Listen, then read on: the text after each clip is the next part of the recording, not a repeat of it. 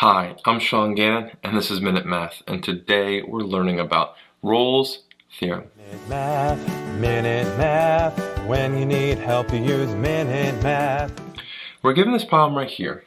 Y equals a negative x squared plus 4 divided by 4x, and we define the values of c that satisfy Rolle's theorem on the interval from -2 to +2. Now, to use Rolle's theorem, we have some conditions. Our first one is our function continuous from a to b? Now we look at our function and it's a rational function. We're dividing by 4x. And if I put a 0 in for x, our denominator is equal to 0, and we're dividing by 0. And so it doesn't exist there and it's not continuous there. So at x equals 0, our denominator is equal to 0. But there's an issue.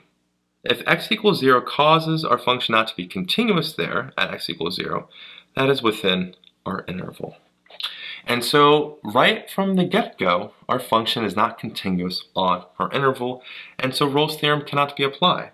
So the function is not continuous on -2 to +2, and having x equals 0, and that's our final answer. That's the reason why we cannot use Rolle's theorem to find the value of c. So again, our final answer here is the function is not continuous on -2 to +2. I hope this video was helpful for you, and if it was, please subscribe to this YouTube channel and like this video. This helps us make more free math lessons for you and for everyone else. So as always, thanks for watching.